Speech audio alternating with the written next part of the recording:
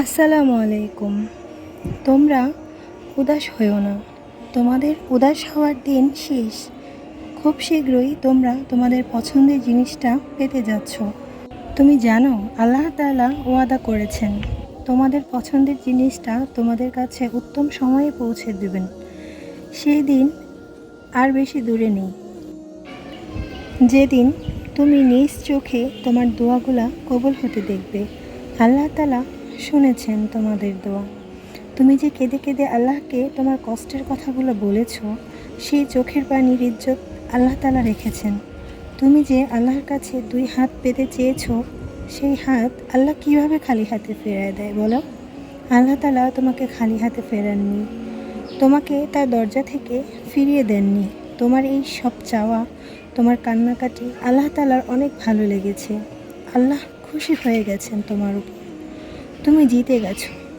তোমার আল্লাহর উপর বিশ্বাস তোমাকে জিতিয়ে দিয়েছে। যেই চাওয়া তোমাকে ঘুমাতে দেয়নি, তোমাকে আল্লাহর কাছে নিয়ে এসেছে। তোমাকে দিয়েছে তাহাজ্জুদে সেজদা করার তৌফিক। আল্লাহর উপর তোমার ভরসা, তোমার বিশ্বাস তোমার দোয়াকে কুন ফায়াকুনের মোহর লাগিয়ে দিয়েছে, যা তুমি পেতে যাচ্ছ। তুমি দেখো, এখন তোমার জন্য শুধু মোজেজা হবে। এখন তুমি 2 হাত ভরে আল্লাহর কাছ থেকে শুধু পেয়েই যাবে।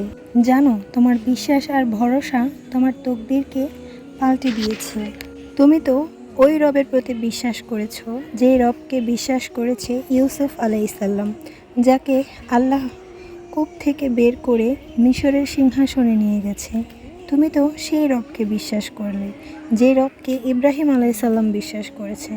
আল্লাহ তাকে আগুন থেকে বাঁচিয়েছে, আর ইউনুস আলাইহিসসালামকে মাছের পেট থেকে। তাহলে তুমি কিভাবে ভাবলে তুমি আল্লাহর কাছে চেয়ে নিরাশ হবে? বিশ্বাস করো, আল্লাহ তোমার দুঃখ কষ্টকে মহা আনন্দে পরিণত করতে পারে। তুমি আরেকটু সবর করো। তুমি তাই পেতে যাচ্ছ যা তুমি চাও। মজেজা হবে, আর মজেজা তো তাদের জন্য হয় যারা আল্লাহর উপর অটুট বিশ্বাস রাখে। আল্লাহর উপর বিশ্বাস রাখলে আল্লাহ কখনো তাকে খালি হাতে ফেরায় না। তুমি জানো, ধৈর্যের ফল সবসময় সুন্দর হয়। আল্লাহ তোমাকে অনেক অপেক্ষা করিয়েছে।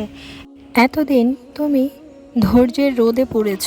এখন তোমার উপর রহমতের বৃষ্টি বর্ষণ করা হবে, যা তোমার মনে, তোমার অন্তরে অনেক শান্তি এনে দিবে। মহান আল্লাহ তাআলা আমাদেরকে অনেক ভালোবাসেন। তোমার দোয়াগুলো খুব শীঘ্রই পূরণ হতে যাচ্ছে। তুমি খুশি হয়ে যাও। তুমি আল্লাহর দরবারে শুকরিয়া আদায় করবে তোমার এই দোয়াগুলো পূরণ হওয়ার জন্য। অপেক্ষা করো, আরেকটু অপেক্ষা করো।